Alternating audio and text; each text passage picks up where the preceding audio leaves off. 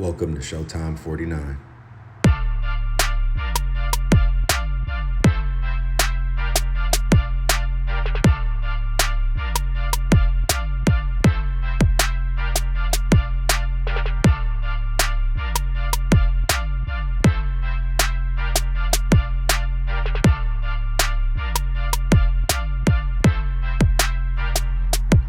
Welcome to Showtime 49. What's poppin', y'all? Appreciate y'all for coming through, man. It's Showtime 49. You know me, Showtime, bruh. But look, I got a gripe. Like it's a training camp going on right now, as y'all all know, and this QB battle, so-called QB battle, is going on. The QB battle isn't even really for QB1, it's for QB2. So right now it's just between Trey Lance and it's between Sam Darnold. And of course, we got a little bit of sprinkle of Brandon Allen in there, but whatever. So far throughout this training camp, things have been pretty consistent. The quarterbacks have been playing pretty well, um, except for we have the return of Brock Purdy, and now the pads are on. But even prior to his first day wasn't good when he completed like 2 of 9 passes or something like that. But today, which was day 6 of training camp, was probably Brock Purdy's best day, especially as far as stats wise goes. I've heard 8 for 11, I've heard 6 for 7, whether people are counting sacks or not. But really, why I'm on here today is not to really talk about their stats per se. It's just about the narrative that continues to change and the way it's shaped around Trey Lance. So today, Trey went 4 out of 6, and the 2 passes that he missed, out of the 2, one of them was a short pass over the middle, and he's been having problems with the gimme passes, so to speak. And that's been one of the gripes from about Trey Lance was accuracy and not being able to hit the gimmies. And this was his whole career so far, his very short one. But it's funny because Trey, when he does it, nobody says anything. And it's because it's something that a quarterback should be able to do, like a layup, if we're talking about a hoop preference. But it's a little bit harder than just a layup because obviously there are all kind of factors that are going on. But regardless, he should still hit those passes. But it's just funny to me how when he does it, no one says anything. But when he doesn't, it's under a microscope. But that goes for so much because throughout this training camp so far, Trey Lance has thrown 0 interceptions. Now let's bring it back to last year when he was throwing a pick almost every day in practice, and that's all we was talking about. Okay, so now he's not doing that. Obviously, his mechanics and everything is transferring to the field. Clearly, he's been having this about his 3rd good day in a row. So now he's stacking days, something he definitely wasn't doing last year. Now, Brock Purdy is going against the ones, and his even though his accuracy numbers are looking good, like I said, the 8 for 11s and all that, what he's missing is totally different. He's underthrowing go routes. He's throwing straight to linebackers' chests where he's been having near picks every day, if not a pick in the day. Today was his best day, and he didn't throw a pick, but he had 2 near picks and took 3 or 4 sacks. So to me, that's still concerning.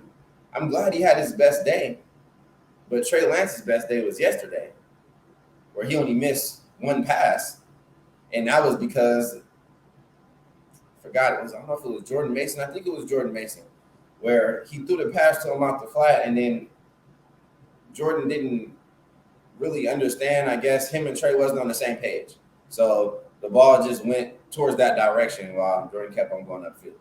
So otherwise, Trey was perfect.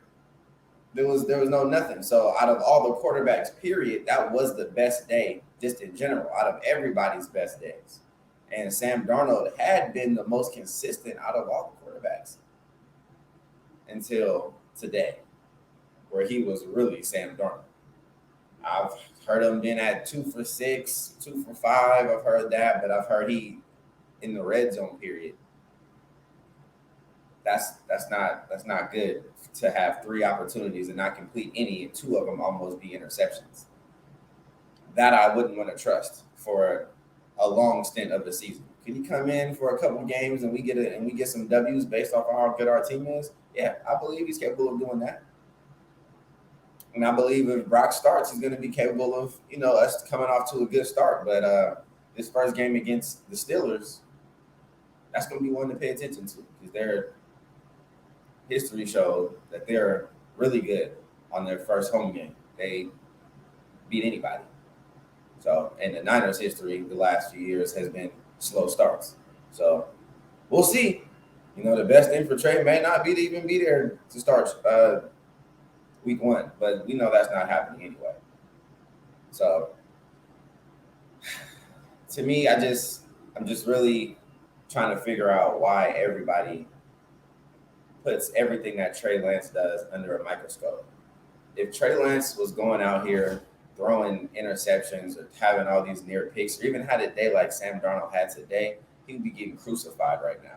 We would never hear the end of it, and it would be like, what's wrong with this guy? They need to trade him. He's a bust and everything, all of that. But now he's out here not throwing interceptions. He's actually starting to look like some of his college film, which was protect the ball. Let's not forget this man didn't throw an interception through an entire season.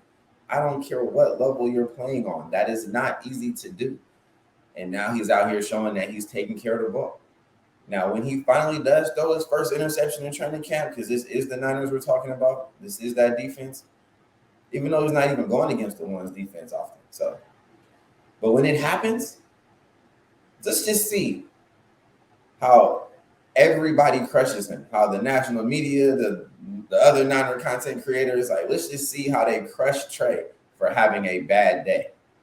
Or just doing, or even so-called having a good day like Brock, right? 8 for 11, but almost throws 2 picks, gets sacked 3 or 4 times. If that's in a real game scenario, we're in trouble. Those are potential drive killers, and we can't have that many drive killers or the game is over. And Brock's college tape, he's very turnover prone. Very. He's been so far during training camp, and I get it, it's early, but this is supposed to be our QB1.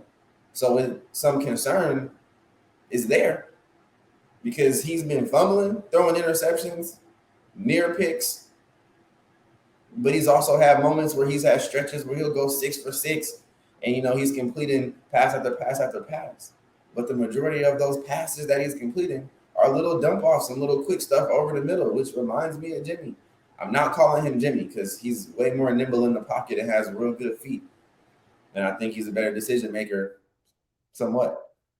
But I'm concerned. Somewhat. But I'm really gonna need people to lay off Trey Lance though. Just give him a shot. He out here trying his hardest.